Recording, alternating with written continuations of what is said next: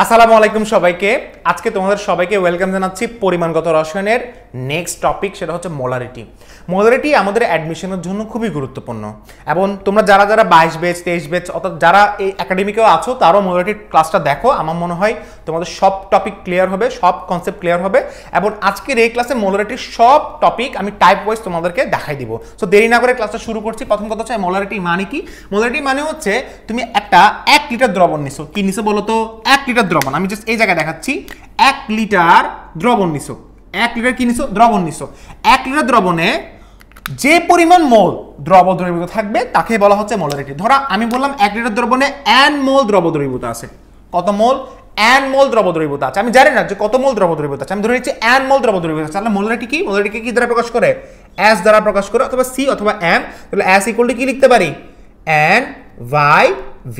অর্থাৎ 1 লিটার সলিউশনে, একটা সলিউশনে কি পরিমাণ মোল দ্রব দ্রবীভূত থাকবে তাকে বলা হচ্ছে মোলারিটি। এবং ভিটা সবসময় কিসে থাকবে? লিটারে থাকতে হবে। অর্থাৎ 1 লিটার সলিউশনে কি পরিমাণ মোল এবং কি পরিমাণ মোল তো আমি জানি না, আমি ধরে নিচ্ছি n মোল দ্রব দ্রবীভূত থাকবে, তাকে কি বলা হচ্ছে? মোলারিটি বলে। আর মোলারিটি একক কত? মোলারিটি একক হচ্ছে মোল পার লিটার, কারণ n এর একক হচ্ছে মোল আর v এর একক হচ্ছে কি? লিটার। সো মোলারিটি একক কি? মোল পার লিটার। এখন আমাকে যদি বলে ডেফিনেশনটা একটু আমাকে বোঝান তো। ডেফিনেশনটা হচ্ছে কি বললাম? নির্দিষ্ট তাপমাত্রায় মোলারিটি কিন্তু তাপমাত্রার উপর ডিপেন্ড করে। মোলারিটি তাপমাত্রার উপর কেন ডিপেন্ড করে? কারণ মোলারিটির মধ্যে আয়তন আছে, আর আয়তন হচ্ছে তাপমাত্রার উপর নির্ভরশীল। আমাদের এই ভি সমানুপাতিক টি মনে আছে চার্লসের সূত্র? আয়তন বাড়লে তাপমাত্রা বাড়বে, তাপমাত্রা বাড়লে আয়তন বাড়বে। তো যেহেতু তাপমাত্রার সাথে আয়তনের সম্পর্ক, আবার আয়তনের সাথে মোলারিটির সম্পর্ক, সেজন্য মোলারিটির সাথে তাপমাত্রার সম্পর্ক। তাপমাত্রা বাড়লে মোলারিটি বাড়ে। আচ্ছা যা হোক, ওটাতে আমি না যাই, আমি জাস্ট এটা বলতেছিলাম যে মোলারিটির ডেফিনেশনটা কি? মোলারিটির ডেফিনেশনে বলা হচ্ছে নির্দিষ্ট তাপমাত্রায় প্রতি লিটার দ্রবণে, নির্দিষ্ট তাপমাত্রায় প্রতি লিটার দ্রবণে দ্রবীভূত দ্রব্যের মোল সংখ্যা কি বলে? মোলারিটি বলে। নির্দিষ্ট তাপমাত্রায় প্রতি লিটার দ্রবণে দ্রবীভূত দ্রব্যের মোল সংখ্যা কি বলে? মোলারিটি বলে। আচ্ছা, এই মোলারিটির আমি যদি বলি সূত্রগুলা কিভাবে আসছে, দেখো মোলারিটির একটা সূত্র আছে। সেই সূত্রটা কি? যে সবাই জানো যে n ইকুয়াল টু কি বলতো? w by m। n equal to কি বলতো? w বাই m, তাই না? তো ইনটু কি আছে এখানে? 1 বাই v আছে। 1 বাই কি আছে? v আছে। আচ্ছা, এই vটা কিসে আছে বলতো? vটা কিসে আছে বলতো? লিটারে আছে। আচ্ছা ধরো vটা যদি ml এ থাকে, ml এ থাকলে তখন আমরা কি করি? 1000 দ্বারা ভাগ করি। ml এ থাকলে সেটা কি করি? 1000 দ্বারা ভাগ করি, তাই না? ml এ থাকলে সেটা কি করি? 1000 দ্বারা ভাগ করি। তাহলে এখন যখন 1000 দ্বারা যখন ভাগ করব তখন কি হবে? উপরে 1000টা চলে যাবে। So w1000 divided by mb। এখন তুমি বলতে পারো ভাইয়া আমি w1000 কেন লিখছি? খেয়াল করে দেখো, যদি কোনো কারণে vটা কিসে থাকে? ml এ থাকে। আবার বলছি, যদি কোনো কারণে vটা কিসে থাকে? ml এ থাকলে, vটা যদি ml এ থাকে তাহলে ml থেকে লিটারে কনভার্ট করতে গেলে কি করতে হবে? 1000 দ্বারা ভাগ করতে হবে। এই যে 1000 দ্বারা আমরা ভাগ করলাম। তো এখন তুমি যদি বলো কখন আমি w1000 divide by mb use করব? যখন হচ্ছে আমার আয়তনটা ml এ থাকবে। আয়তন যদি ml এ যদি না থাকে তাহলে সূত্র কোনটা হবে? সূত্র কোনটা হবে? ডাইরেক্ট লিখতে হবে এটা, যে w ইনটু 1 অথবা w কিছু না লিখলে শুধু mb লিখবা। এটা হচ্ছে আমাদের কিসের সূত্র বলো? s এর সূত্র।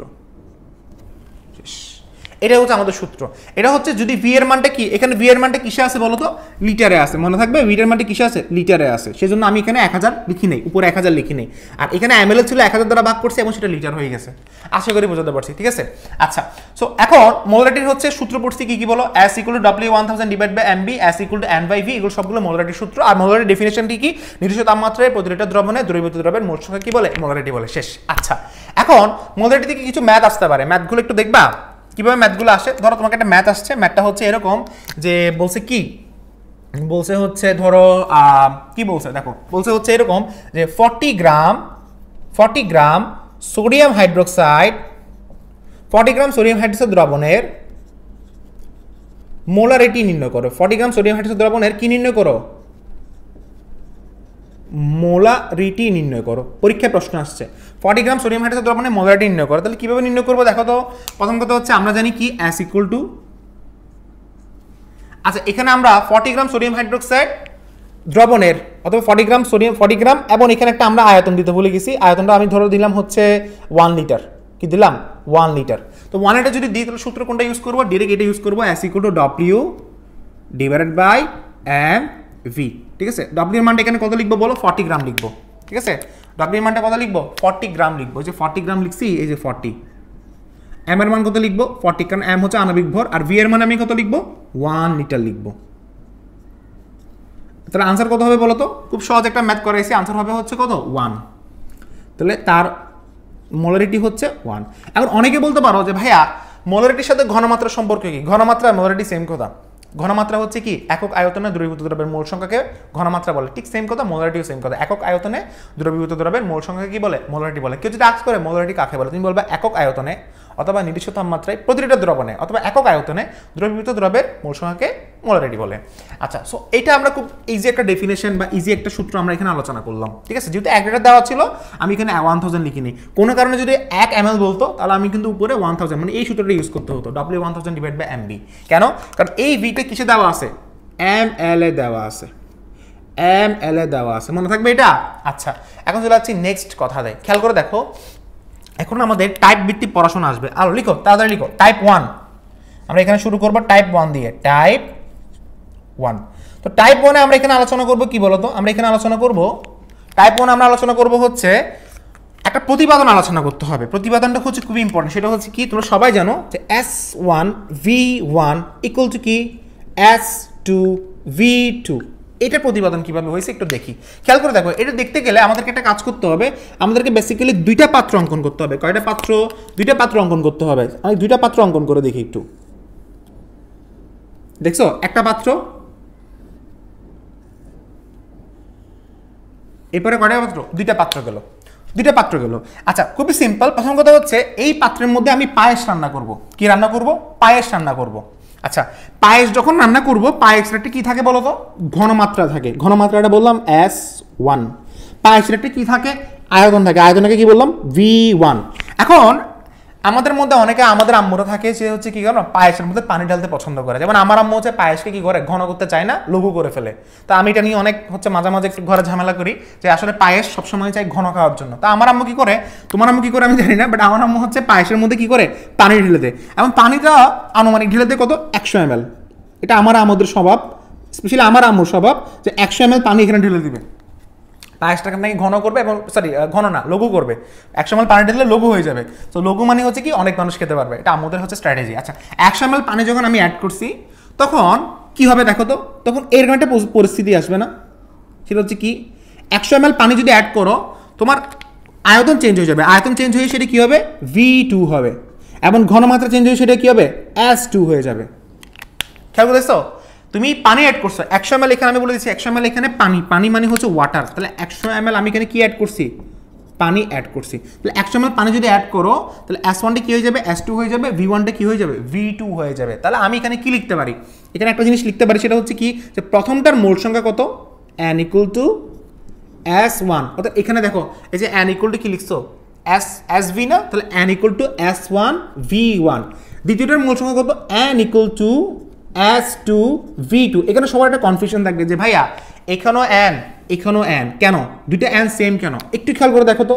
তুমি কিন্তু এখানে আসলে পায়েসের মধ্যে কিন্তু দুধ, চিনি অথবা কি অন্য কোনো কিছু কিন্তু অ্যাড করো নাই, অর্থাৎ তুমি এখানে দ্রব অ্যাড করো নাই।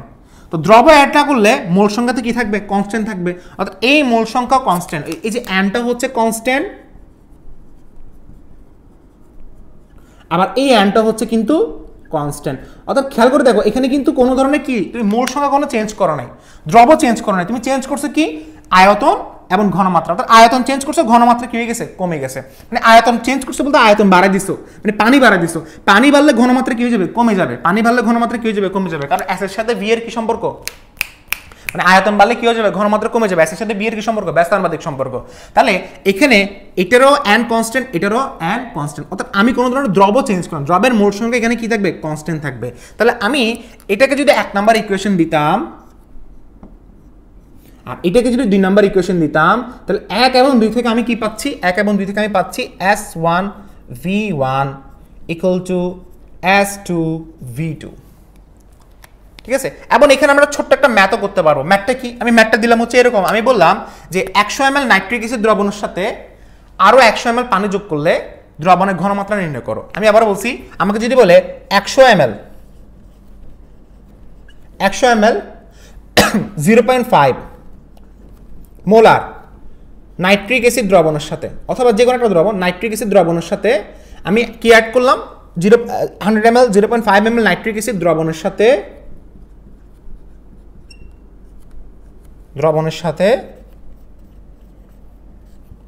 100 ml পানি অ্যাড করলে তার পরবর্তীতে ঘনমাত্রা নির্ণয় করো।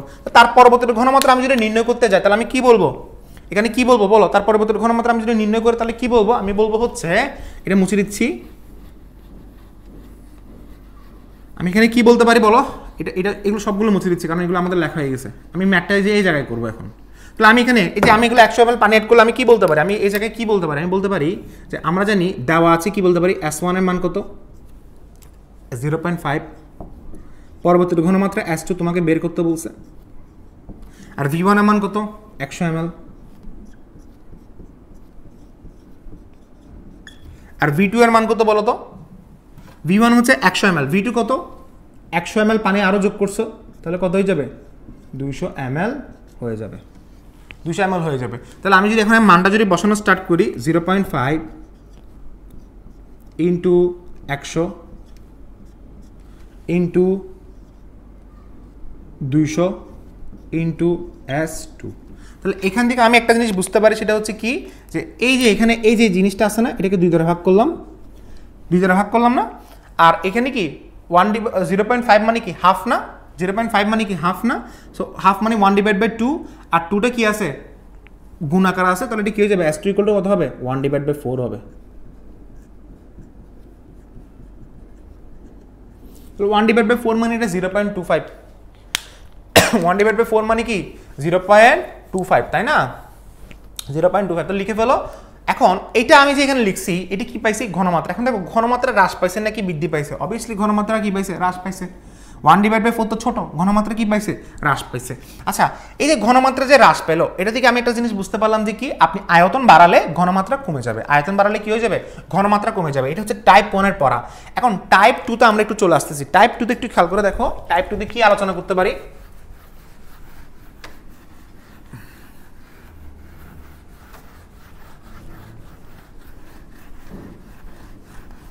আচ্ছা, টাইপ 2 তে কি আলোচনা করব? টাইপ 2 তে হচ্ছে আমরা আরেকটা জিনিস আলোচনা করব, সেটা হচ্ছে প্রয়োজনীয় পানির পরিমাণ বের করা। এটা টাইপ 2।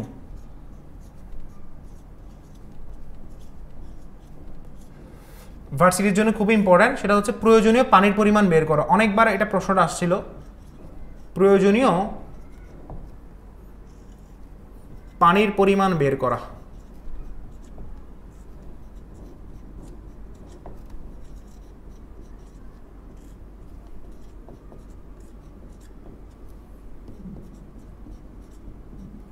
প্রয়োজনীয় পানির পরিমাণ কি করা, বের করা। তো প্রয়োজনীয় পানির পরিমাণ বের করার সূত্রটা কি? সূত্রটা হচ্ছে এটা, যে S1 V1 ইকুয়াল টু কি বলবো, S2 V2 বলবো। S1 V1 ইকুয়াল টু কি বলবো, S2 V2 বলবো। তাহলে ভাইয়ারা এবং আপুরা একটু খেয়াল করে দেখো, এই জায়গায় খেয়াল করে দেখো, S1 V1 equal to S2 V2 বলছে। আচ্ছা, এখন এটা কিভাবে আসলে আমরা বের করবো? কোশ্চেনটা কিরকম আসতে পারে? কোশ্চেনটা হচ্ছে এরকম, যে তোমাকে কোশ্চেনটা এভাবে বলবে, যে বলবে হচ্ছে কোশ্চেনটা কিরকম বলতে পারে, বলতে পারে হচ্ছে কি, যে 100 ml 0.5 মোলার সোডিয়াম হাইড্রোক্সাইডের ঘনমাত্রা দ্বিগুণ করতে কি পরিমাণ পানি হ্রাস করতে হবে। অথবা এটা এরকম আসতে পারে যে 100 মোলার 100 ml 0.5 মোলার সোডিয়াম হাইড্রোক্সাইডের ঘনমাত্রা দ্বিগুণ হ্রাস করতে কি পরিমাণ পানি অ্যাড করতে হবে, কি পরিমাণ পানি অ্যাড করতে হবে, এরকম একটা প্রশ্ন আসতে পারে। তো আমি প্রশ্নটা হচ্ছে তোমাদেরকে একটু সুন্দর করে একটা কোশ্চেন লিখে দিচ্ছি, কোশ্চেনটা তোমরা একটু লেখার চেষ্টা করো আমার মতো করে। সেটা হচ্ছে কি, 50 সিসি 1 মোলার সোডিয়াম হাইড্রোক্সাইড দ্রবণে 50 সিসি, কোশ্চেনটা কি, কোশ্চেন নাম্বার হচ্ছে 1, লিখো 50 সিসি, সিসি মানে হচ্ছে ml, 50 সিসি বলছে হচ্ছে 1 মোলার সোডিয়াম হাইড্রোক্সাইড দ্রবণের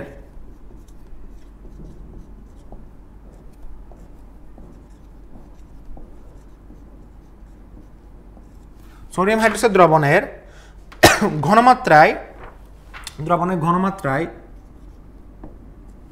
আর কি পরিমাণ পানি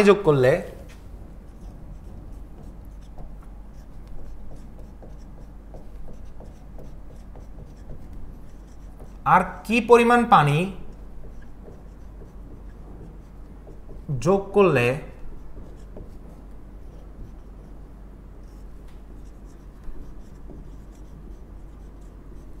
ঘনমাত্রা দ্বিগুণ হ্রাস পাবে। আচ্ছা দ্বিগুণ হ্রাস পাবে কথাটা কেন বলছে খেয়াল করে দেখো তো, দ্বিগুণ হ্রাস পাবে কথাটা কেন বলছে, কারণটা হচ্ছে হ্রাস পাবে বলছে, মানে অবশ্য ঘনমাত্রা হ্রাস পাবে কারণ এখানে পানি যোগ করছে বলছে না, কি পরিমাণ পানি যোগ করলে, পানি যোগ করলে তো ঘনমাত্রা, যে পায়েসের মধ্যে পানি যোগ করলে ঘনমাত্রা হ্রাস পাবে না, এটাই বলছে। তাহলে আনসারটা লেখা স্টার্ট করতে আমরা জানি কি, আমরা জানি হচ্ছে S1 V1 equal to S2 V2। Very good, আমরা এটা জানি সবাই। এরপর আমরা এখানে জানি হচ্ছে কি S1 এর মান কত দেওয়া আছে, S1 এর মান হচ্ছে ভাইয়া, S1 এর মান কত দেওয়া আছে বলো 1, V1 এর মান হচ্ছে 50 সিসি মানে হচ্ছে 50 ml, যাহাই সিসি তাহাই ml, ঠিক আছে। এরপরে কি পরিমাণ পানি যোগ করলে ঘনমাত্রা দ্বিগুণ হ্রাস পাবে, দ্বিগুণ হ্রাস পাবে মানে কি ঘনমাত্রা কমে যাবে, তাহলে এটা S2টা কি হয়ে যাবে 0.5 হয়ে যাবে, দ্বিগুণ হ্রাস পাবে মানে অর্ধেক হয়ে যাবে, দ্বিগুণ হ্রাস পাবে মানে কি অর্ধেক হয়ে যাবে, অর্থাৎ 1 এর অর্ধেক কত 0.5 না, দ্বিগুণ হ্রাস পাওয়া মানে হচ্ছে অর্ধেক হয়ে যাওয়া। 0.5 এর দ্বিগুণ কত 1 না, 0.5 এর দ্বিগুণ হচ্ছে 1, আবার 1 এর অর্ধেক কত 0.5, তাহলে 1 এর অর্ধেক মানে হচ্ছে দ্বিগুণ হ্রাস পাওয়া, তাহলে 1 এর অর্ধেক 0.5, দ্বিগুণ হ্রাস পাওয়া মানে ঘনমাত্রা কত 0.5, বুঝতে পারছো। এরপরে V2 তোমাকে বের করতে বলছে, এখন ভাই V2 বের করে দেখেন, তাহলে এখানে আনসার কত আসবে 0.5 মানে সেটা কত হাফ না, তাহলে আনসার কত আসবে 100 আসবে, আনসার কত আসবে 100 আসবে, তাই না। 0.5 মানে কি 0.5 মানে কি 1/2 আর এটা আনসার আসবে 100, তাহলে V2 কত আসবে 100 ml, 100 ml। এখন আমাকে বলো কি পরিমাণ পানি এখানে আমি অ্যাড করব, কি পরিমাণ পানি এখানে আমি অ্যাড করব, অলরেডি আগে থেকে কত পরিমাণ পানি অলরেডি তুমি দিছো 50 ml পানি দিছো, তাহলে এখন তুমি পানি অ্যাড করতে হবে আরো কত ml, মানে টোটাল 100 ml হলে, টোটাল 100 ml হলে ঘনমাত্রা দ্বিগুণ হ্রাস পাবে। তাহলে ভাইয়া অলরেডি তুমি কত ml দিছো আগে, অলরেডি তুমি 50 ml আগে দিয়ে দিছো, তাহলে অলরেডি 50 ml 50 ml পানি অলরেডি ছিল, 50 ml পানি অলরেডি কি ছিল, কারণ ওর একটা কোশ্চেনে বলছে যে কি পরিমাণ পানি যোগ করতে বলছে, তাহলে 50 ml পানি অলরেডি ছিল, তাহলে আমি আর কত পানি অ্যাড করব, তাহলে আর কত পানি অ্যাড করব, আর কত পানি, আগে দিকে 50 ml ছিল আর কত পানি অ্যাড করব, তাহলে অবভিয়াসলি কারণ 100 ml হলে ঘনমাত্রা দ্বিগুণ হ্রাস পাবে, তাহলে 100 থেকে তুমি যদি 50 বাদ দিয়ে দাও, এই লাস্টে দিয়ে বারটা আমরা দিই না, তাহলে আনসার কত হবে 50 ml অথবা 50 সিসি, সিসি মানে কিউবিক সেন্টিমিটার, তাহলে এটাই আনসার, মনে থাকবে। আচ্ছা, সো আমরা এই ম্যাথটা করে ফেলছি, আমি জাস্ট কিন্তু প্রতিটা টাইপের একটা একটা করে ম্যাথ করাবো, যেটা টাইপ 2 গেল, এখন আমরা চলে যাবো টাইপ 3তে। টাইপ 3তে একটু আসি, টাইপ 3 কি, টাইপ 3 কি দেখো, টাইপ 3তে হচ্ছে একটা সুন্দর একটা ম্যাথ আছে, ম্যাথটা হচ্ছে খুবই ইম্পর্টেন্ট একটা ম্যাথ টাইপ 3তে। টাইপ 3তে হচ্ছে তোমার বলা হচ্ছে কি একটা সূত্র আছে, সূত্রটা কি সেটা হচ্ছে যখন একটু লিখে ফেলো, আমি একটু এটা লাল কালি দিয়ে লিখে দিচ্ছি, যখন একই পদার্থের, যখন একই পদার্থের একই পদার্থদ্বয়ের বা একই সমধর্মী পদার্থদ্বয়ের, এটা বলতে পারে একই সমধর্মী, এটা মিস্টেক হয়েছে, একই সমধর্মী পদার্থদ্বয়ের লিখো, একই সমধর্মী পদার্থদ্বয়ের মিশ্রণের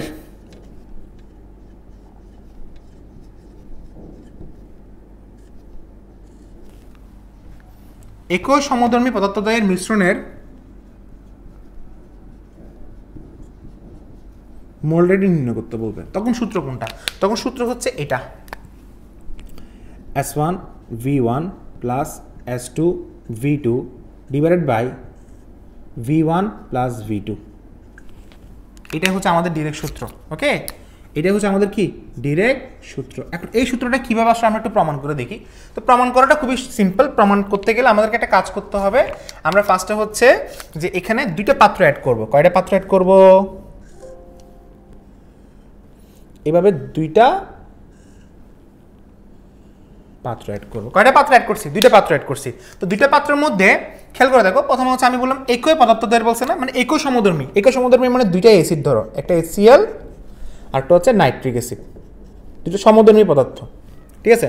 তো HCl এর একটা কি আছে বলো তো, HCl এর একটা ঘনমাত্রা আছে, HCl এর একটা আয়তন আছে, নাইট্রিক অ্যাসিডে কি আছে ঘনমাত্রা আছে এবং আয়তন আছে, এটা ঘনমাত্রা S2 আয়তন V2, এটা ঘনমাত্রা S1 V1, দুইটাকে অ্যাড করতে বলছো, তাহলে অ্যাড করলে কি আসবে বলো, বলছো দুইটাকে অ্যাড করতে বলছো, তাহলে অ্যাড করলে কি আসবে বলো, দুইটাকে অ্যাড করলে কি আসতে পারে, দুইটাকে অ্যাড করলে কি আসতে পারে খেয়াল করে দেখো তো, দুইটাকে মিক্স করতে বলছো, তাহলে মিক্স করলে কি আসবে, প্রথম কথা হচ্ছে আমরা এটাকে প্রথম পাত্র ধরি, এটা ফার্স্ট, এটা হচ্ছে সেকেন্ড, তাহলে প্রথম পাত্রদ্বয়ের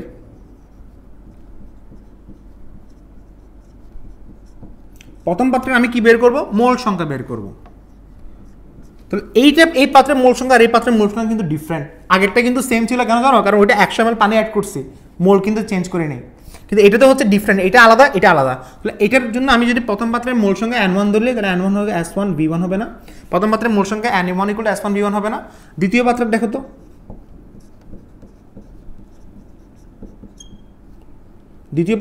দ্বিতীয় পাত্রে সেটা কি হবে? N2 হবে না। N2 = কত হবে? S2V2 হবে না। ঠিক আছে? আচ্ছা, তাহলে N1 = N2। এখন আমাকে বলছে তৃতীয় পাত্র কোনটা? এটা হচ্ছে তৃতীয় পাত্র। এই তৃতীয় পাত্রে এটা হচ্ছে থার্ড পাত্রের কি বের করতে বলছে? আমাকে মোলারিটি নির্ণয় করতে বলছে। মিশ্রণের মোলারিটি মানে হচ্ছে তৃতীয় পাত্রের, মানে দুইটাকে অ্যাড করলে মিশ্রণের মোলারিটি নির্ণয় করো। তাহলে মিশ্রণের মোলারিটি নির্ণয় করতে বলছে, তাহলে মিশ্রণের মোলারিটি নির্ণয় করো। কেমনে নির্ণয় করবো বলো? প্রথম কথা হচ্ছে আমি জানি মিশ্রণের মোলারিটি নির্ণয় করতে গেলে মানে তৃতীয় পাত্রের মিশ্রণের মোলারিটি নির্ণয় করতে হবে। তাহলে তৃতীয়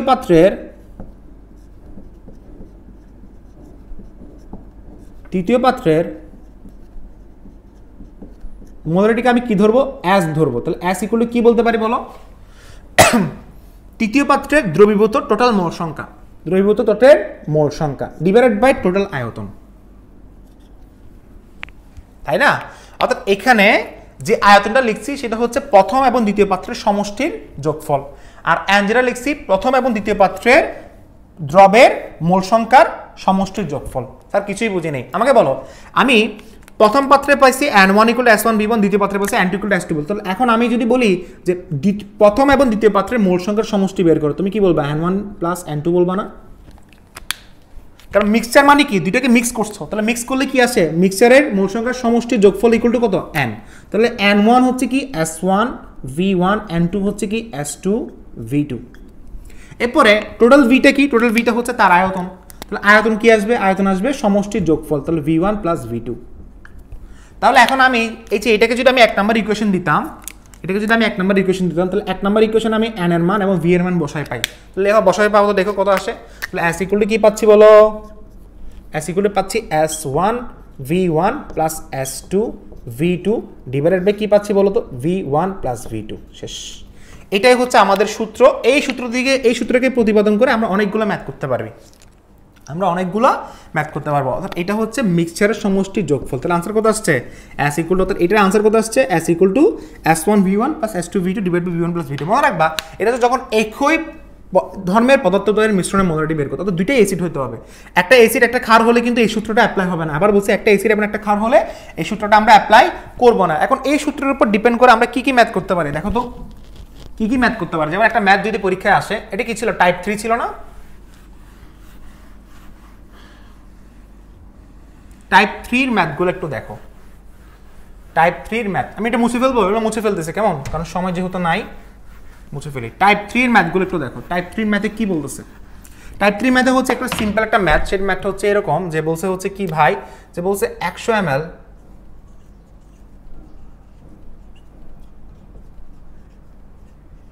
নাইট্রিক অ্যাসিড দ্রবণের সাথে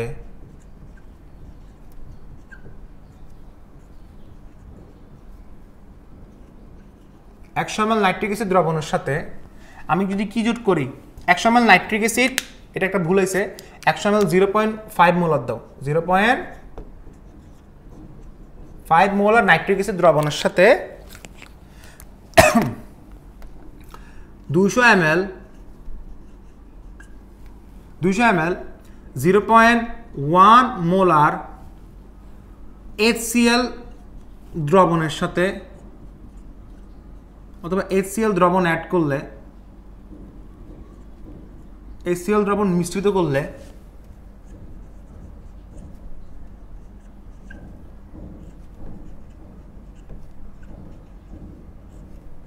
মিশ্রণের মোলারিটি নির্ণয় করো।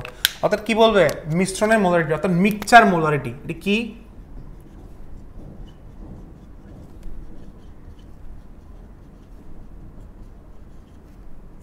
Mixture molarity. So mixture molarity কেমন নির্ণয় করবো? সূত্র হচ্ছে এইটা, ঘুরে ফিরে সূত্র আগেরটাই, যে আমরা সূত্রটা কি জানি বলতো? আমরা সূত্রটা জানি S = S1V1 + S2V2 divide by কি বলবো বলতো? V1 + V2। শেষ। তাহলে S1 এর মান বসাও, V1 এর মান বসাও। S2 এর মান বসাও, V2 এর মান বসাও, আর V1 প্লাস V2 কত হবে? 300 ml হবে। তাহলে এখন যা আসবে তাই আনসার। তাহলে আমি এটা আর করে দিচ্ছি না, তোমাদের বাসার জন্য এটা SW। আর এগুলো ক্যালকুলেটর ছাড়া করা যায়, এগুলো আমি তোমাদেরকে ওই দিন ক্লাসে দেখাইছিলাম, ঠিক আছে? আচ্ছা, এখন চলে যাচ্ছি টাইপ নাম্বার 4-এ। সময় আমাদের অনেক কম। টাইপ নাম্বার 4, ওকে, টাইপ নাম্বার 4টা দেখো। টাইপ নাম্বার 4-এ কি বলা হচ্ছিল? টাইপ নাম্বার 4-এ আরেকটা সূত্র আছে। সূত্রটা হচ্ছে, আচ্ছা এখানে কিন্তু আরেকটা সূত্র আছে, আমি একটু বলে রাখি যে ধরো এটা টাইপ 4-এ যাবো না, এটা সেম টাইপে যাবে। সেটা হচ্ছে কি, যদি নাইট্রিক অ্যাসিড আর HCl দেওয়া আছে, ধরো কোনো কারণে সালফিউরিক অ্যাসিড দেওয়া আছে, আর কোনো কারণে আরেকটা দেওয়া আছে নাইট্রিক অ্যাসিড, তাহলে কিন্তু সূত্র একটু চেঞ্জ হবে। সূত্রটা কিরকম চেঞ্জ হবে বলো তো? সালফিউরিক অ্যাসিড হচ্ছে একটা, বলো তো সালফিউরিক অ্যাসিড কি? সালফিউরিক অ্যাসিড হচ্ছে কি দ্বি অম্লীয় ক্ষার, না সালফিউরিক অ্যাসিড দ্বি অম্লীয় ক্ষার না, সরি, সালফিউরিক অ্যাসিড হচ্ছে দ্বিক্ষারীয় অম্ল। সালফিউরিক অ্যাসিড কি? দ্বিক্ষারীয় অম্ল। দ্বিক্ষারীয় অম্ল মানে কি? সে কয়টা ক্ষার খেতে পারে? দুইটা ক্ষার। দ্বিক্ষারীয় মানে সে দুইটা ক্ষার খেতে পারে। দ্বিক্ষারীয় অম্ল কাদেরকে চিনা জানো? যাদের হচ্ছে হাইড্রোজেন হচ্ছে একাধিক মোল সংখ্যা থাকবে, মানে হাইড্রোজেন এখানে মোল কথা দুইটা মোল না, হাইড্রোজেন এখানে দুইটা না, এখানে হাইড্রোজেন একটা। এটা হচ্ছে দ্বিক্ষারীয় অম্ল আর এটা হচ্ছে একক্ষারীয় অম্ল। আমি এগুলো পড়াবো, সমস্যা নাই, তবে একটা জিনিস মাথায় রাখো যে একক্ষারীয় অম্ল মানে হচ্ছে সে একটা ক্ষার খেতে পারবে, অর্থাৎ যে অম্লটা একটা ক্ষার খেতে পারবে মানে প্রশমন করতে পারবে। মানে এক অম্লীয় ক্ষার চেনার উপায় কি? হাইড্রোজেন কয়টা আছে? একটা আছে, এক অম্লীয় ক্ষার। হাইড্রোজেন দুইটা আছে, দুই অম্লীয় ক্ষার, অর্থাৎ সরি দ্বিক্ষারীয় অম্ল। আর এটা কি? একক্ষারীয় অম্ল। একক্ষারীয় অম্ল মানে সে একটা ক্ষার খেতে পারবে, মানে এই অ্যাসিডটা একটা ক্ষার খেতে পারবে আর এই অ্যাসিডটা দুইটা ক্ষার খেতে পারবে। কথা বোঝা গেছে? এখন দ্বিক্ষারীয় অম্লের তুল্য সংখ্যা কত? তুল্য সংখ্যা বুঝো? তুল্য সংখ্যা তোমাদের একটু বুঝতে হবে। তুল্য সংখ্যা হচ্ছে যে দ্বিক্ষারীয় অম্লের তুল্য সংখ্যা হচ্ছে তার কাছে প্রোটন কয়টা? দুইটা। তুল্য সংখ্যা হচ্ছে ইকুইভ্যালেন্ট নাম্বার। আনসার কত? 2। আর এটা তুল্য সংখ্যা কত? 1। কেন? কারণ এখানে প্রোটন কয়টা? তুল্য সংখ্যা অ্যাসিডের ক্ষেত্রে তুল্য সংখ্যা কেমনে বের করে? অ্যাসিডের ক্ষেত্রে তুল্য সংখ্যা বের করার সিস্টেম হচ্ছে তার কাছে প্রোটন কয়টা আছে? দুইটা, তুল্য সংখ্যা 2। তার কাছে প্রোটন কয়টা আছে? একটা, তুল্য সংখ্যা হচ্ছে 1। এখন সূত্রের মধ্যে একটু চেঞ্জেস আসবে। সূত্রের মধ্যে কি চেঞ্জেস আসবে দেখো তো? সূত্রের মধ্যে লিখে হবে এরকম যে S ইকুয়াল টু, একটু চেঞ্জেস আসবে যখন দ্বিক্ষারীয় অম্ল যখন আসবে তখন চেঞ্জ হবে এই জায়গায় যে S1 V1 E1 plus S2 V2 into E2 divided by V1 plus V2। এখন তুমি বলতে পারো ভাই এর আগেরটা কেন চেঞ্জ করা নাই? এর আগেরটাতে কেন E1 E2 ছিল না? এর আগেরটা কিন্তু দুইটাই কিন্তু কি ছিল? এক ক্ষারীয় অম্ল ছিল। এটাও এক ক্ষারীয় অম্ল, এটাও এক ক্ষারীয় অম্ল। অর্থাৎ এখানে E1 এবং E2 এর মান 1 সেটা আমি বসাইনি। এখানে কিন্তু E1 E2 ছিল, বাট এখানে 1 থাকার কারণে সেটা বসাইনি। এটা তুমি বলতে পারো এটা ফর্মুলা একটা, মানে E1 E2 যোগ করতে হবে, তুল্য সংখ্যাটা এখানে গুণ করতে হবে। সো এটা তুল্য সংখ্যা 2। এখন তাহলে এখন আমাকে বললো E1 এর মান এখানে কত বসাবো? 2 বসাবো। E2 এর মান এখানে কত বসাবো? 1 বসাবো। মনে থাকবে এটা? এখন তুমি বলবো তুল্য সংখ্যা কেমনে বের করো? তুল্য সংখ্যা বের করার সিস্টেম হচ্ছে কি জানো? অ্যাসিডের ক্ষেত্রে তুল্য সংখ্যা বের করার সিস্টেম হচ্ছে তার কাছে প্রোটন কয়টা আছে? দুইটা, তার কাছে প্রোটন কয়টা আছে? একটা। যেমন আমাকে যদি বলে নাইট্রিক অ্যাসিডের তুল্য সংখ্যা কত, এই যে HCl তুল্য সংখ্যা কত? আনসার হবে 1। আনসার হবে কত? 1। এইভাবে তোমাকে আসলে ভাইয়া পড়তে হবে। আচ্ছা, এখন আমরা টাইপ 4-এ চলে যাচ্ছি, সময় আর ওয়েস্ট করব না। টাইপ 4-এ, টাইপ 4, টাইপ 4-এর যে ফর্মুলাটা আছে সেটা হচ্ছে খুবই একটা ইউনিক একটা ফর্মুলা। সেই ফর্মুলাটা হচ্ছে এইটা যে S1 V1 divided by A equal to S2 V2 divided by কি? V। এখন এটা কিভাবে প্রতিপাদন করছে দেখো। এটা প্রতিপাদন করার জন্য আমাকে একটা আমি তোমাকে একটা কি দিব? একটা এক্সাম্পল দিই। এক্সাম্পলটা হচ্ছে এরকম যে A প্লাস V মিলে কি হয়েছে বলো তো? মিলে হয়েছে C প্লাস ডি। কথার কথা, ওকে? আচ্ছা, এখন আমাকে বলো, আমি যদি বলি যে ভাই এই ইকুয়েশন থেকে আমাকে কি বের করতে বলছে? আমাকে বের করতে বলছে ধরো এ এর মোল সংখ্যা। তাহলে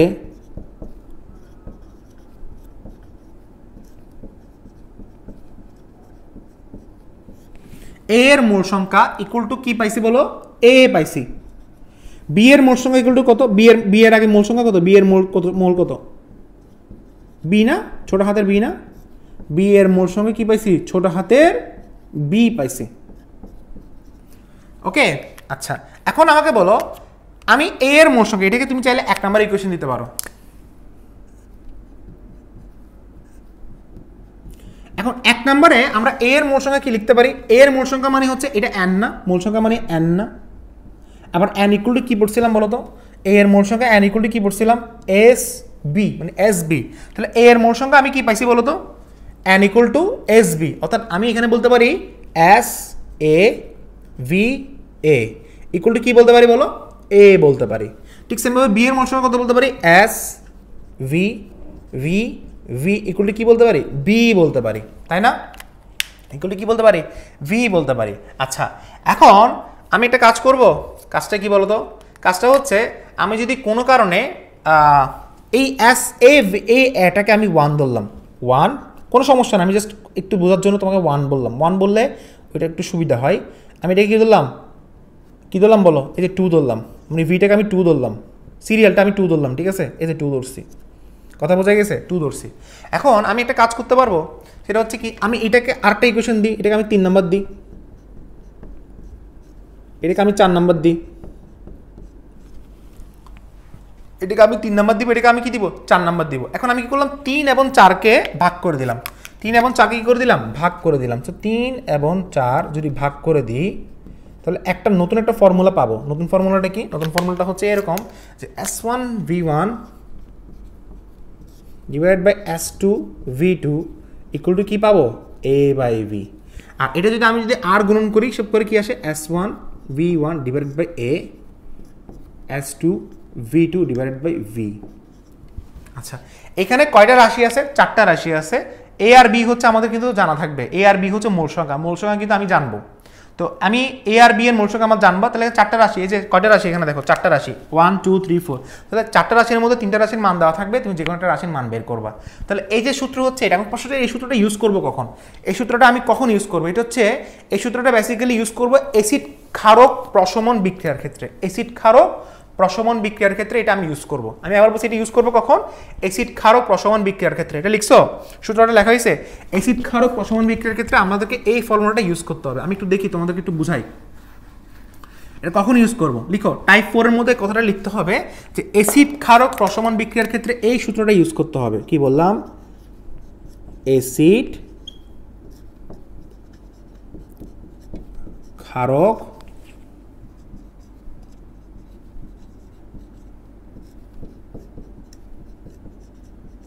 অ্যাসিড ক্ষারক প্রশমন বিক্রিয়ার ক্ষেত্রে এই সূত্রটা ইউজ করতে হবে। অ্যাসিড ক্ষারক প্রশমন বিক্রিয়া মানে কি আমি বুঝতেছি, তার আগে আমাকে একটা কথা বলে রাখো, এটা একটা ডিফারেন্ট একটা ফর্মুলা ইউজ করতে পারবো। সেটা হচ্ছে কি জানো, মোল সংখ্যাকে বিনিময় করলে তুল্য সংখ্যা পাওয়া যায়। সেটা হচ্ছে কি S1 V1 ইন্টু E1। এটা হচ্ছে আমাদের এখন থেকে এই সূত্রটা ইউজ করব, S1 V1 into E1 equal to S2 V2 into E2। অর্থাৎ মোল সংখ্যা যদি বিনিময় করে তুল্য সংখ্যা পাওয়া যায়। কীরকম বিনিময় মানে কি, বিনিময় মানে হচ্ছে চেঞ্জ করে দেওয়া, বিনিময় মানে কি চেঞ্জ করে দেওয়া। অর্থাৎ এটা সিস্টেমটা এরকম ছিল, এই সূত্রটা কিন্তু এরকম ছিল, দেখো তো S1 V1 ইন্টু V এরকম ছিল না, ইন্টু A। অর্থাৎ তুল্য সংখ্যাকে বিনিময় করলে মূল সংখ্যা পাওয়া যায়, ঠিক সেভাবে মূল সংখ্যাকে বিনিময় করলে তুল্য, বিনিময় মানে কি এক্সচেঞ্জ করা। অর্থাৎ এই যে V যেটা আছে না, V এর জায়গায় আমি E1 বসে দিব, আর A এর জায়গায় আমি E2 বসে দিব, অর্থাৎ চেঞ্জ করে দিব, বিনিময় করলে। অর্থাৎ মূল সংখ্যাকে বিনিময় করলে কি পাওয়া যায়, তুল্য সংখ্যা পাওয়া যায়। এখন এই ম্যাথ দিয়ে কতগুলো যে ম্যাথ তুমি করতে পারবা, তুমি জাস্ট কল্পনাই করতে পারবা না। এখন আমরা শুরু করি ম্যাথগুলো, জাস্ট ম্যাথ করা এখন শুরু করব। ম্যাথ করা শুরু করলে বুঝবা যে কতগুলো ম্যাথ যে এখানে করা যাবে, ঠিক আছে। তো দেরি না করে শুরু করছি ম্যাথগুলা।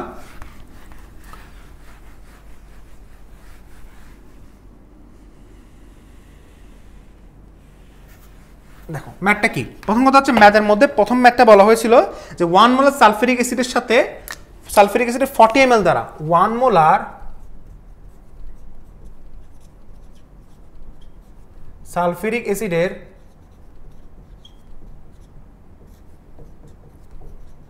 40 ml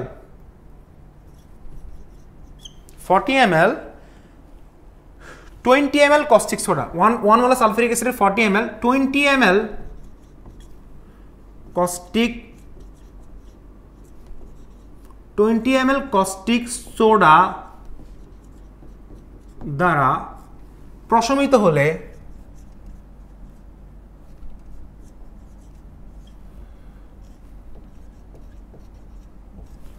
হলে ওই খাদ্য দ্রবণের মৌলটি নির্ণয় করো।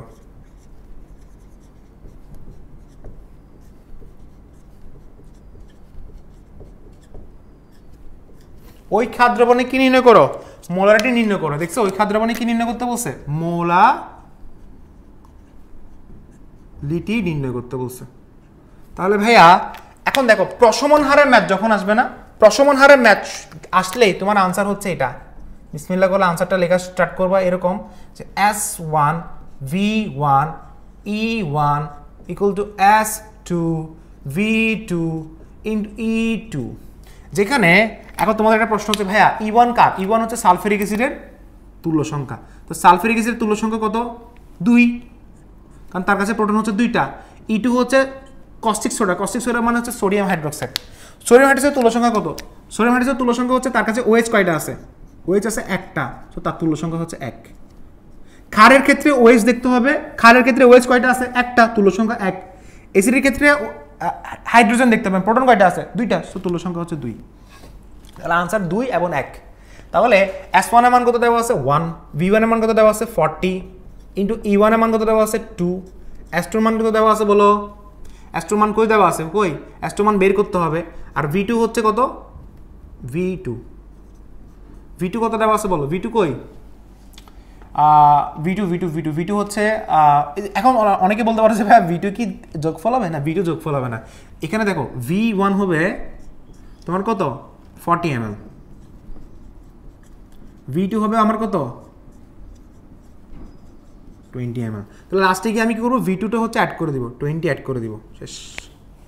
এখানে যোগফল বের হবে না, মানে 40 এবং 20 যোগ করে দিও না, কারণ এখানে খারেরটাই লিখতে হবে, ঠিক আছে? খারেরটা আমি কি লিখবো? খারেরটা লিখবো। আর E2 এর মান কত লিখবো আমি বলো? 1। তাহলে এখন কত আসছে দেখো তো? এখন আসছে হচ্ছে এখানে যদি ক্যালকুলেশন যদি করো তাহলে এই যে 2 আসছে, এটা কাটাকাটি করলে, আর এখানে 2 2 4, তাহলে আনসার আসবে S2 ইকুয়াল টু কত? 4 মোলার। ঠিক আছে? আচ্ছা, তো কস্টিক সোডা মানে হচ্ছে সোডিয়াম হাইড্রোক্সাইড। আশা করি আমি তোমাকে এদেরকে এটা কি এই কনসেপ্টটা বুঝাতে পারছি। ওকে, তো সব কনসেপ্ট আমি এখানে পড়াই ফেলছি। এখন টাইপ 5 এ চলে আসি তাড়াতাড়ি।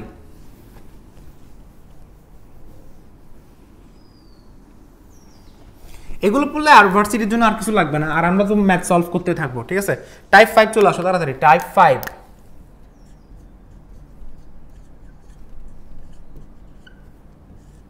টাইপ 5 এ কি লেখা আছে? টাইপ 5 এ হচ্ছে দেওয়া আছে হচ্ছে এখন হচ্ছে একটু ডিফারেন্ট বলতে কিরকম? এখন হচ্ছে ডিরেক্ট একটা অ্যাসিড দেওয়া থাকবে, আরটা হচ্ছে ক্ষার দেওয়া থাকবে। এখন তোমাকে বলবে অ্যাসিড বেসের মিশ্রণের মোলারিটি নির্ণয় করো, মিশ্রণের ঘনমাত্রা নির্ণয় করো। এখন তোমাকে টাইপ 5 এ দেওয়া থাকবে কি জানো?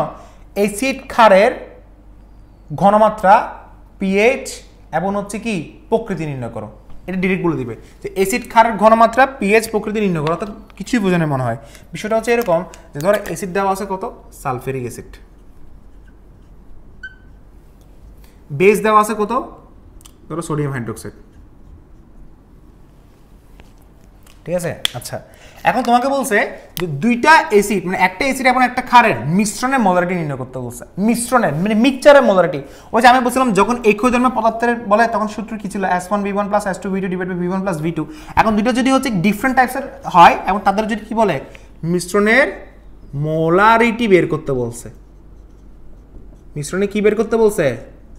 মোলারিটি বের করতে বলছে। তখন আমি কিভাবে বের করব সেটা হচ্ছে এখন আমাদেরকে কি করতে হবে? জানতে হবে। অর্থাৎ এটা যদি টাইপ 5 লিখতে চাও সেটা হচ্ছে মিশ্রণের প্রকৃতি, মিশ্রণের ঘনমাত্রা। মিশ্রণের প্রকৃতি টাইপ 5 এর নাম হচ্ছে মিশ্রণের প্রকৃতি, ঘনমাত্রা,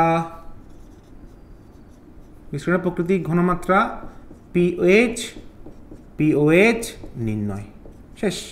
এখন দেখো মোলারিটি কেমন নির্ণয় করবো? খুবই সিম্পল সূত্র, ডিরেক্ট সূত্র। আমরা কিন্তু আসলে এখানে কোনো ধরনের আসলে বড় ফর্মুলা ইউজ করবো না, ডিরেক্ট শর্টকাট ফর্মুলা ইউজ করবো। ডিরেক্ট শর্টকাট ফর্মুলা হচ্ছে এটা যে লিখো S = S1 V1 E1, কি বললাম? E1 বললাম, minus S2 V2 E2 divide by কি বললাম? V1 + V2 বললাম। কথা বোঝা গেছে? যেখানে S1 এর মান কত দেওয়া আছে বলো তো? ধরো S1 এর মান দেওয়া থাকবে, এখানে মান দেওয়া থাকবে। S1 এর মান ধরো তোমার দেওয়া থাকবে হচ্ছে 100 দেওয়া থাকবে, ই দেওয়া থাকবে 100। যেখানে V1 এর মান দেওয়া থাকবে কত? V1 এর মান কত দেওয়া থাকবে বলো? V1 এর মান সরি 100 না, আমার মিস্টেক S1 0.5 হবে, V1 এর মান কত দেওয়া থাকবে 100 mm। ওকে, যেখানে S2 এর মান কত দেওয়া থাকবে বলো, S2 এর মান ধরো দেওয়া থাকবে হচ্ছে 0.1 m, ঠিক আছে। আর V2 এর মান কত দেওয়া থাকবে বলো 200। এখন তোমাকে কি বলবে বলো, খেয়াল করে দেখো কি বলবে এখানে। প্রথম কথা হচ্ছে যে এখানে V1 তো দেওয়া আছে, তাহলে V1 প্লাস V2 টোটাল কত হবে 300 হবে। এগুলো ঢাকা ভার্সিটিতে কিন্তু খুবই কম আসে, বাট যদি আসে আর কি, মাঝে মাঝে যদি আসে, বাট আসতে পারে, বলা যায় না। S1 কম আসে বলছি, বাট এমন না যে একদমই আসে না, মানে একদমই আসে না এটা বলিনি। তুমি মনে করো আসে না বলতে মানে বোঝানো হচ্ছে কি 7.5, V1 হচ্ছে 100। ওকে, E1 কত হবে, সালফিউরিক অ্যাসিড তুল্য সংখ্যা হবে 2, S2 মান কত হবে, S2 মান হবে 0.1, V2 মান কত হবে 200, E2 এর মান কত হবে বলো 1, V1 প্লাস V2, V1 এর মান কত হবে 100 প্লাস 200। এখন ভাই এটা ক্যালকুলেশন করো। ক্যালকুলেশন কিভাবে করব? ক্যালকুলেশন করতে গেলে আমাদেরকে আসলে কোনো ভয় পাওয়ার কিছু দরকার নাই, আমরা ক্যালকুলেশন এই জায়গায় করি। আমাদেরকে বলো 0.5 ইন্টু 100 কত হবে 50 হবে, 50 ইন্টু 2 কত 100 হবে, তাহলে ডিরেক্ট এটা আনসার আসবে কত 100। 100টা লিখে ফেলে আগে, মাইনাস এটা আনসার কত আসবে 200 ইন্টু 0.1 কত আসবে 20 আসবে, আর নিচে কত আসবে 300 আসবে। তাহলে 80 ডিভাইডেড বাই কত হবে 300 হবে, 300, অর্থাৎ এটা আনসার আসবে কত 8 ডিভাইড বাই কত হবে 30 হবে, 8 ডিভাইড বাই কত হবে 30 হবে। সো 30 কে 8 দ্বারা যদি ভাগ করো তাহলে কত আসবে, পয়েন্ট কত আসবে 30-এ কত 30 ইন্টু 3 কত, 30 ইন্টু 3 কত 900, তাহলে আনসার আসবে কত, এটা ভাগ করে দেখো তো আনসার কত আসে 30 এবং হচ্ছে 8। তাহলে এখন দশমিক যদি বসাও তাহলে 0, তাহলে 30 যেগুলো কত 60, তাহলে আনসার আসবে কত 20, আনসার আসবে কত 20, ঠিক আছে। তো এখানে 8টা দশমিক বসাতে পারো, দশমিক বসালে সেটা কত আসবে 30 দুগুণ 3 9 কত 3 6 180, তাহলে 6 বসাও, তাহলে 180 অলমোস্ট 2.27, তাহলে বুঝে গেছি 0.27 মোলার, 0.27 মোলার। একটু করে দেখলাম আর কি কতক্ষণ লাগছে এটা। আচ্ছা 0.27 মোলার যেটা আসে ক্যালকুলেটর লাগছে এখানে, হয়তো বলতে পারো স্যার আপনি অনেক স্লো না, আসলে এটা আমি তোমাদেরকে বোঝাতে হয়ে গেছে আর কি। 0.27 মোলার আসছে, এটা হচ্ছে কি ঘনমাত্রা। দেখো এখানে কোনো ধরনের কি প্লাস আসছে মাইনাস আসছে, মানে মাইনাস আসছে এখানে আসে নাই। মনে রাখবা আনসার যদি প্লাস আসে তাহলে প্রকৃতি হবে অ্যাসিড অম্লীয়, আনসার যদি মাইনাস আসে প্রকৃতি হবে ক্ষারীয়।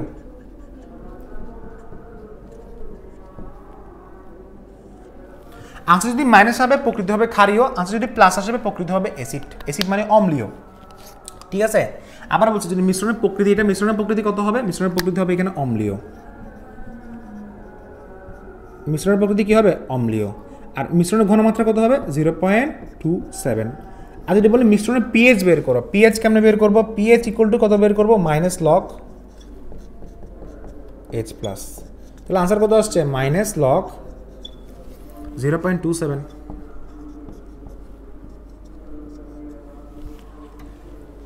Minus log 0.27, minus log 0. কি আসবে 27 আসবে, মাইনাস লগ কি আসবে 0.27 আসবে। তো মাইনাস লগ 0.27 আনসার কত আসবে বলো, 0.27 এর আনসার কত আসবে হিসাব করে দেখো, মাইনাস লগ 0.27 আনসার যা আসবে তাই আনসার আর কি, ঠিক আছে। সো পিএইচ এর মানটা আমি এখানে বের করলাম, পিএইচ বের করতে বলে 14 থেকে বাদ দিয়ে দিবা, কথা বোঝা গেছে। আচ্ছা তাহলে এখন আমাদের হচ্ছে মিশ্রণের প্রকৃতি, মিশ্রণের ঘনমাত্রা, মিশ্রণের পিএইচ আমরা নির্ণয় হয়ে গেছে। এখন এরপর আমরা চলে যাব মিশ্রণের পিপিএম, পিপিবি, পিপিটি, শতকরাতে চলে যাব। এর আগে শতকরা পড়বো, শতকরার পরে পিপিএম, পিপিবি, পিপিটি পরে চলে যাব, ঠিক আছে। তো চলে যাচ্ছে এই পড়াতে।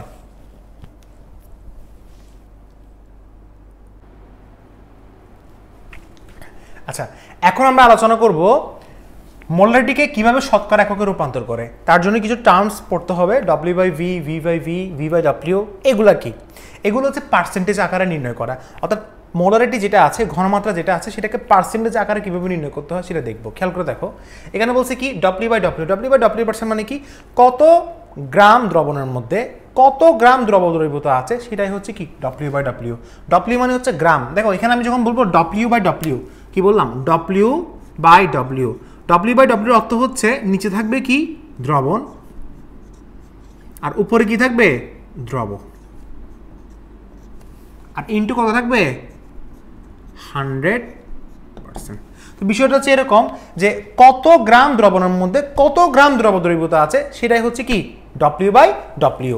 কত গ্রাম দ্রবণের মধ্যে কত গ্রাম দ্রব দ্রবীভূত আছে সেটাই কি ডব্লিউ বাই ডব্লিউ। আবার বলছি কত গ্রাম দ্রবণের মধ্যে কত গ্রাম দ্রব দ্রবীভূত আছে সেটাই কি ডব্লিউ বাই ডব্লিউ। ঠিক আছে, আচ্ছা এরপরে দেখো আমরা এখানে কি আছে দেখো, তো ডব্লিউ বাই ডব্লিউ আমি বুঝলাম। ঠিক সেভাবে ডব্লিউ বাই ভি যদি বলা হয়, ডব্লিউ বাই ভি মানে কি, ডব্লিউ বাই ভি মানে হচ্ছে, ডব্লিউ বাই ভি মানে কি, নিচে থাকবে দ্রবণ, এরপর উপরে থাকবে কি দ্রব।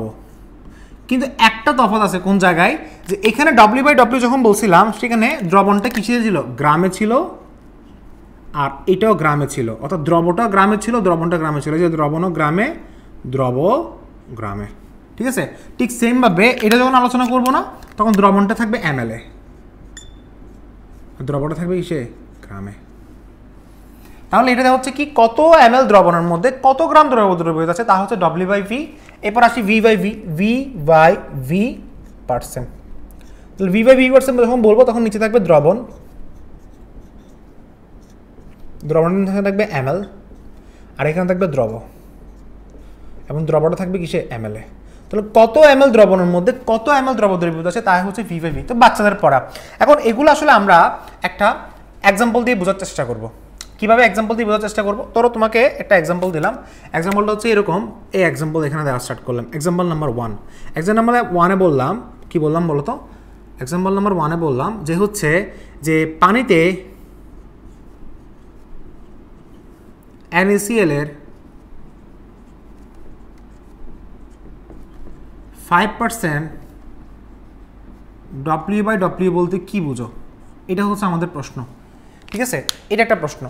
এবং এই প্রশ্নটার উত্তর যদি দেওয়া হয় তাহলে তুমি বলবা যে পানিতে NaCl এর 5% ডব্লিউ বাই ডব্লিউ মানে হচ্ছে কি, যে পানিতে NaCl এর দ্রবণে, অর্থাৎ NaCl এর দ্রবণে কত এমএল দ্রবণ আছে বলো তো, মানে কত এমএল না কত গ্রাম, কারণ 5% ডব্লিউ বাই ডব্লিউ মানে কি গ্রাম হিসাব করতে হবে।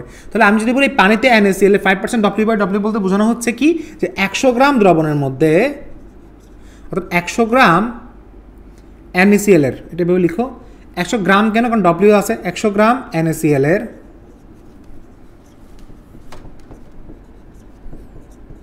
100 গ্রাম NaCl এর দ্রবণে 5 গ্রাম NaCl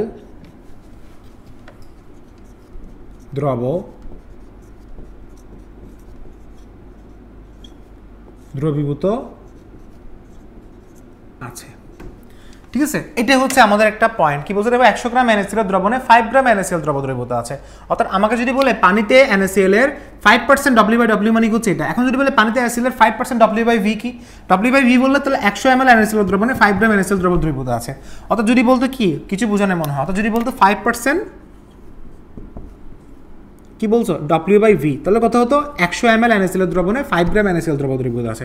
যদি বলতো 5% V by V, 5% V by V মানে কি, তাহলে 100 ml NaCl দ্রবণে 5 ml NaCl দ্রব দ্রবীভূত আছে। ঠিক আছে, সো এই জিনিসগুলো বোঝা গেছে, এগুলো নিয়ে আর আলোচনা করার দরকার নেই।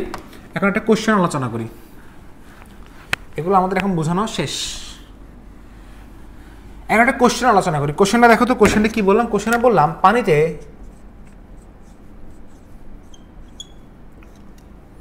চিনির দ্রবণ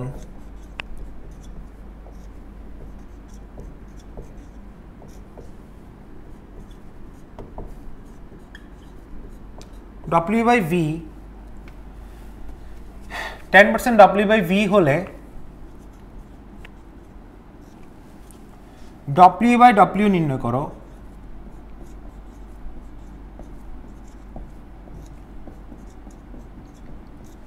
যখন ঘনত্ব ঘনত্ব, কার ঘনত্ব বললাম? দ্রবণের ঘনত্ব। যখন দ্রবণের ঘনত্ব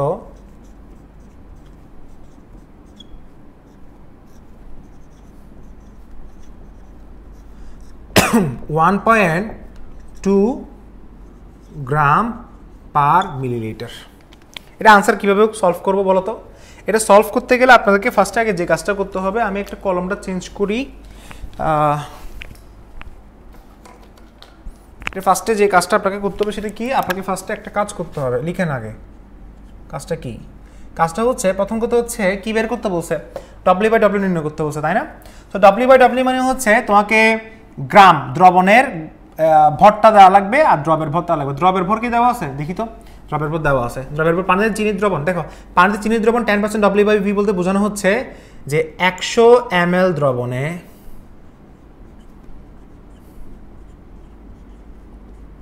10 গ্রাম, কারণ V হচ্ছে ml আর W হচ্ছে, V হচ্ছে দ্রবণের আয়তন আর W হচ্ছে দ্রবের আয়তন। 10 গ্রাম দ্রব আছে। দ্রবের পরিমাণটা আমি পাইছি, দ্রবের পরিমাণ কত? 10 গ্রাম। এখন দ্রবণের ভর বের করতে হবে, কারণ W/W এর মধ্যে এই Wটা হচ্ছে দ্রবণের ভর। দ্রবণের ভর বের করবো কেমনে? আমরা জানি রো ইকুয়াল টু কি? M/V। যেখানে রো হচ্ছে দ্রবণের ঘনত্ব দেওয়া আছে, সেটা কত? 1.2 মিলিলিটার, মানে এটা গ্রাম পার ml।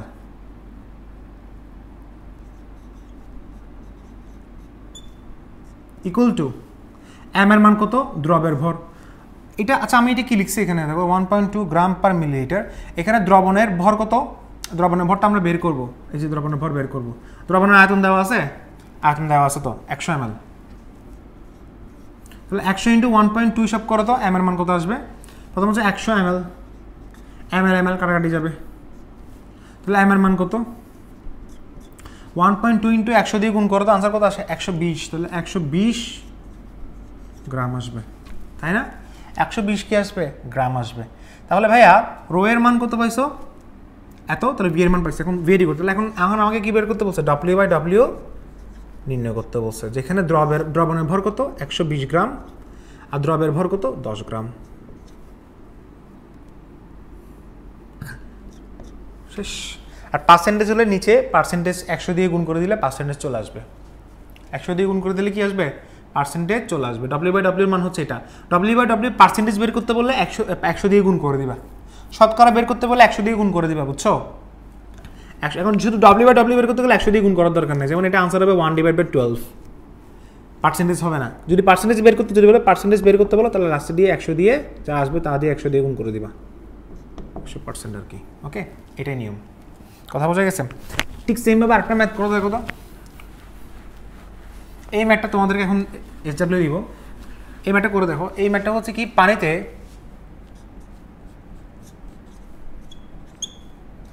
কি বলছে দেখো, নাইট্রিক অ্যাসিড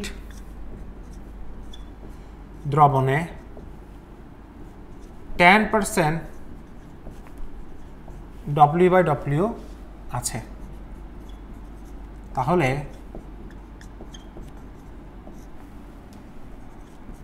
W/V নির্ণয় করো যখন, এটা তোমরা SW করো, যখন ঘনত্ব কি দেওয়া আছে? 1.2 গ্রাম ml। তাহলে এখন W/W দেওয়া আছে, W/V নির্ণয় করতে হবে। তাহলে কিভাবে নির্ণয় করবে এটা বলো?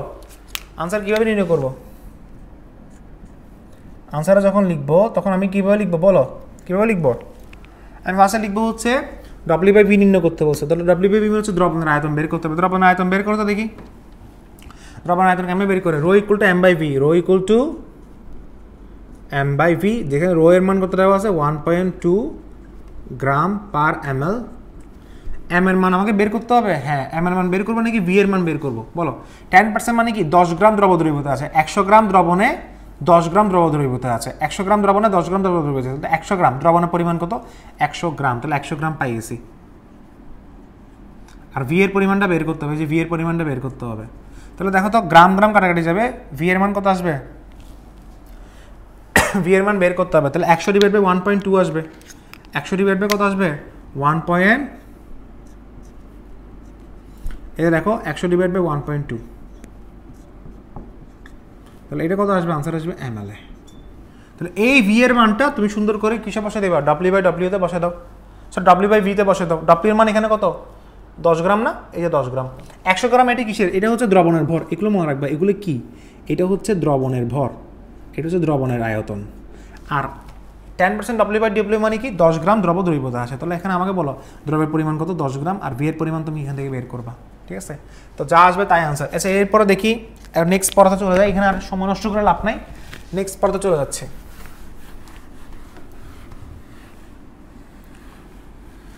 আচ্ছা এটা মোলারিটি এককে শতকরা রূপান্তরে পড়ার আগে আমাদেরকে আরও কিছু পড়া পড়তে হবে। যেমন ধরো কিছু ইম্পর্টেন্ট পড়া আছে।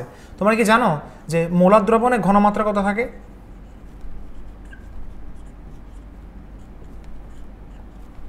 মোলার দ্রবণে ঘনমাত্রা কত থাকে জানো এটা? বলো 1 মোলার, তাই না? মোলার দ্রবণে ঘনমাত্রা কত থাকে? 1 মোলার। যদি বলি সেমি মোলার দ্রবণ,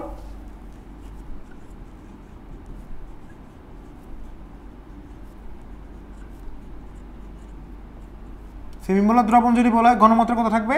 0.5 মোলার। মনে থাকবে এটা? যদি বলা হয় ডেসিমোলার দ্রবণ,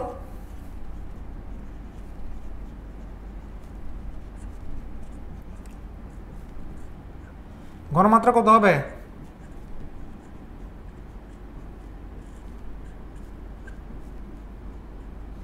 আর যদি বলে মিলিমোলার দ্রবণ,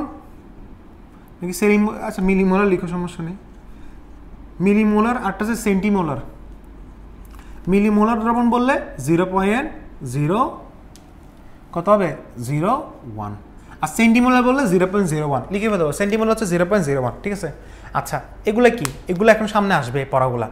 এই পড়াগুলো কিন্তু খুবই ইম্পর্টেন্ট, সামনে এই পড়াগুলো এখন কি আসবে, ঠিক আছে। আচ্ছা এখন আমরা যে কাজটা করব, এখন আমরা লিখবো দ্রবণের মোলারিটি ও শতকরা হারের পারস্পরিক রূপান্তর। এখন আমাদের পড়াটা হচ্ছে কি, দ্রবণের মোলারিটি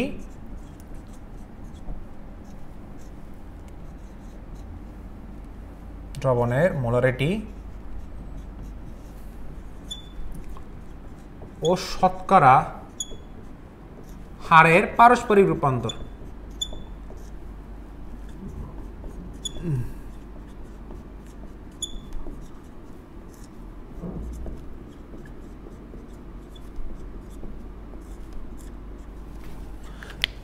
পারস্পরিক রূপান্তরটা একটু দেখো তো, পারস্পরিক রূপান্তরটা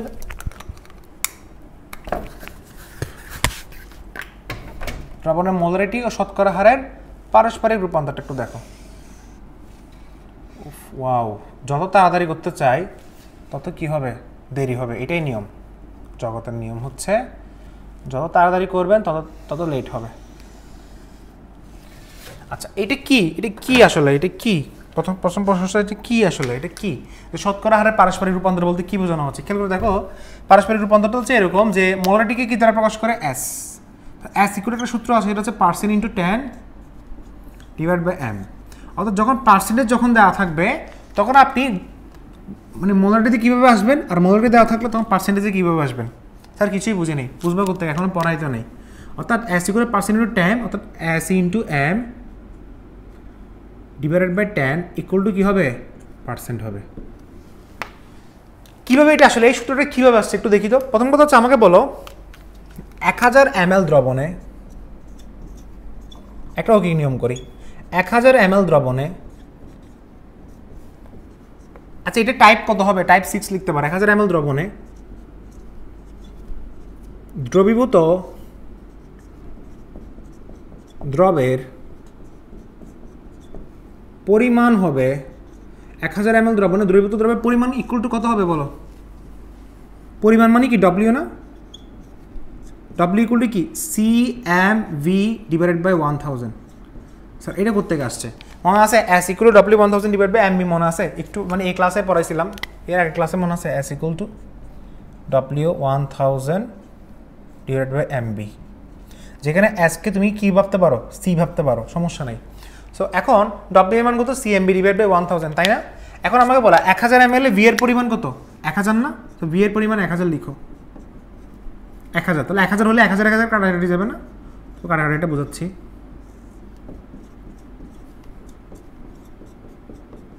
অর্থাৎ 1000 ml দ্রবণে দ্রবীভূত দ্রবের পরিমাণ কত?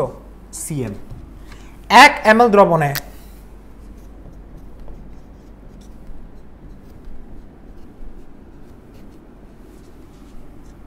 1 ml দ্রবণে, তাহলে ওকে নিয়ম করলে 1/4 কি আসে যাবে, নিচে চলে আসবে। আর এখন আমি শতকরা বলছিলাম না, মোলারিটি শতকরা, শতকরা মানে হচ্ছে 100, 100 দিয়ে কাউন্ট করতে হবে। তাহলে 100 ml দ্রবণে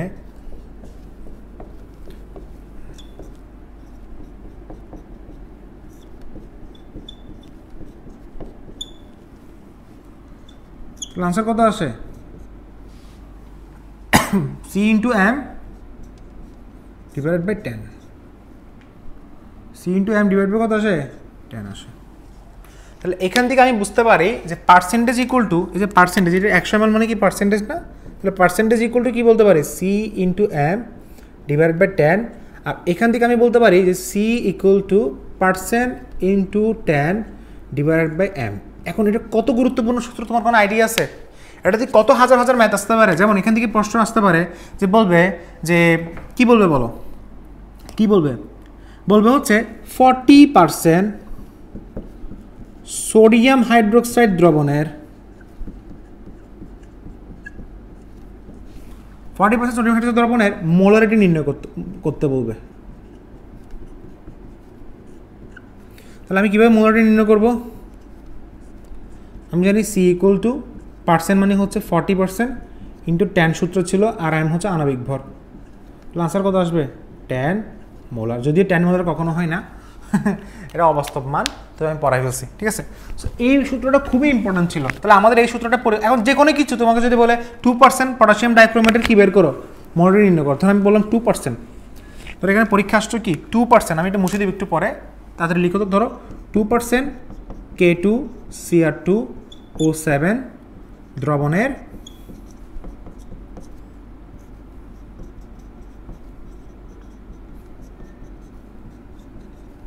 মোলারিটি নির্ণয় করতে বলছে। তাহলে কেমনে বের করব?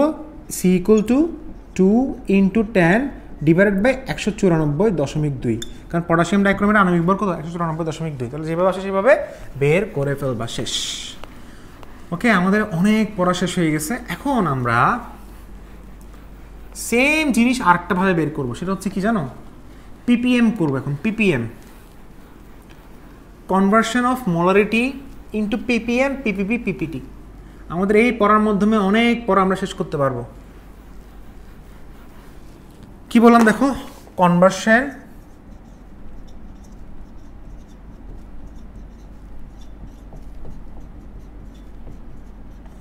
Of molarity into PPM, PPB, into PPT। এটা আরেকটা টাইপ, এটা লাস্ট টাইপ। এটা PPM মানে কি? PPM মানে হচ্ছে পার্টস পার মিলিয়ন। PPM মানে কি? PPM মানে হচ্ছে parts per million, parts per billion, parts per trillion. First আমি পার্টস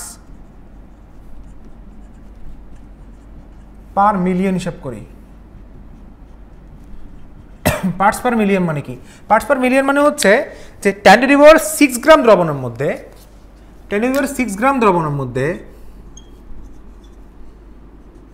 দ্রবণের মধ্যে যত ভাগ দ্রব দ্রবীভূত আছে, 10⁶ গ্রাম দ্রবণের মধ্যে 10⁶ মানে হচ্ছে মিলিয়ন, 10⁶ গ্রাম দ্রবণের মধ্যে যত ভাগ দ্রব দ্রবীভূত আছে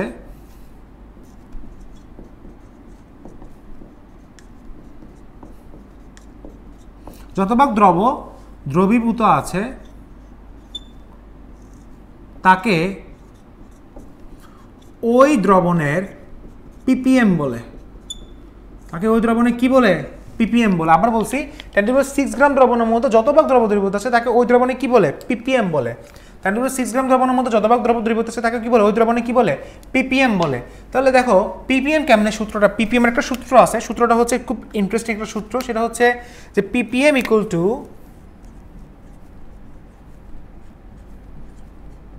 C ইন্টু M ইন্টু 10⁻3। এই সূত্রটা কেমন আসে একটু আমরা প্রমাণ করে দেখি। আসো, সূত্রটা প্রমাণ করতে গেলে আমাদেরকে আবার ওই জায়গায় চলে যেতে হবে যে জায়গায় একটু আগে লিখছিলাম। সেটা কি লিখছিলাম বলো? 100 গ্রাম। এই কলমগুলো শেষ হয়ে গেছে মাশাআল্লাহ। দেখো 100 না 1000 ml 1000 ml দ্রবণে 1000 ml দ্রবণে দ্রবীভূত দ্রবের পরিমাণ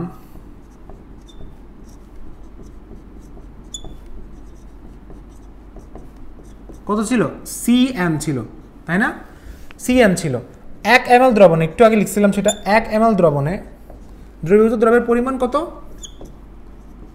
cm ডিভাইডেড বাই 1000 তাহলে ppm মানে কি 10⁶ ml দ্রবণ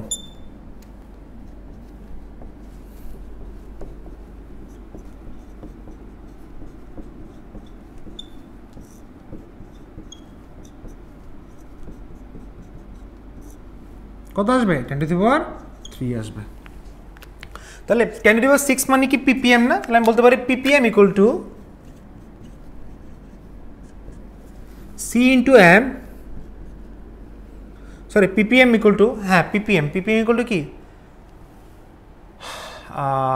আমি তো একটা জিনিস ভুল লিখছি আচ্ছা আমি যে আসলে এত বোকা এটা ভাগ হবে মানে আসলে আমি অনেক বোকা হয়ে গেছি এটা आंसर হবে c * m * 10⁻³ কারণ 10⁻⁶ কি আছে এটা আমাদের বিগেস্ট মিস্টেক হইছে বিগেস্ট মিস্টেক এটা কেন মিস্টেক এটা কারণ আপনি যখন cm লিখবেন * 10⁻⁶ লিখবেন আমি তো বলি কি রে 1000 এখন পারফেক্টলি মিলছে বুঝছো নি তাহলে pm = কত হবে c * m * কত লিখবো 10⁻³ লিখবো শেষ ভাই আর কোনো কথা নাই এখানে ppm = 10⁻⁶ মানে ppm c * m * 10⁻³ এখন আমাকে বলো পার্টস পার বিলিয়ন বললে এখানে বসাবো 10⁹ গ্রাম 10⁹ গ্রাম দ্রবণের মধ্যে যত ভাগ দ্রব্য দ্রবীভূত আছে তাকে কি বলে ppb বলে ppb মানে কি পার্টস পার বিলিয়ন তো বিলিয়নের জন্য আমি এখানে কত লিখবো 10⁹ ml লিখবো বিলিয়নের জন্য তাহলে আমি এখানে কি বসাবো ppb বসাবো আর এখানে আমি বসাবো কত 10⁹ তাহলে তখন आंसर কত হবে 10⁻ কত হবে 6 হবে এখন আমি যদি ppt বসাই তাহলে সেটা কি হবে 10⁻12 হবে ppt 10⁻ কত হবে 12 হবে তাহলে এই জায়গায় আমি 12 বসাবো 12 যদি বসাও তাহলে এখানে কত হবে 10⁹ হবে অর্থাৎ what I am trying to say is that যে আপনি যখন ppm লিখবেন সূত্রটা কি বলতো ppm যখন লিখবেন তখন সেটা কি বসাবেন c * m * 10⁻³ বসাবেন যখন আপনি pbb লিখবেন তখন c * m * 10⁻³ কি বসাবেন 6 বসাবেন যখন আপনি ppt লিখবেন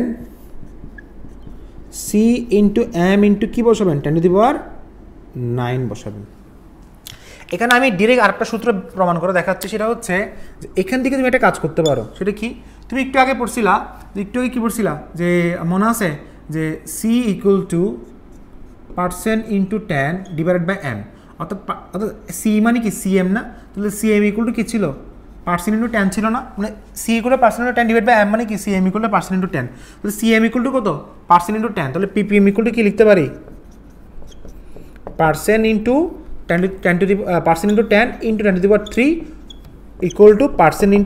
10⁻⁴ লিখতে পারি ডাইরেক্ট শর্টকাট ফর্মুলা তো ঠিক অনুরূপভাবে ppb = কি লিখতে পারি ppb = % * 10⁻⁷ লিখতে পারি ঠিক অনুরূপভাবে করে দেখো তো সবগুলো তো আমি করে দিব না ppt = কত % * 10⁻⁴ কত লিখতে পারি 10 লিখতে পারি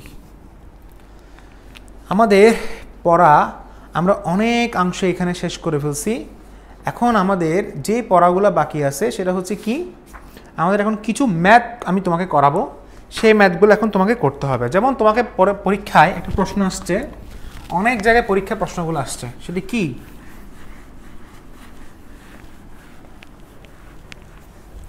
সেটা কি আসছে বলো তো তোমাকে পরীক্ষা প্রশ্ন আসছে বলছে বাতাসে কার্বন ডাই অক্সাইডের ঘনমাত্রা বাতাসে কার্বন ডাই অক্সাইড গ্যাসের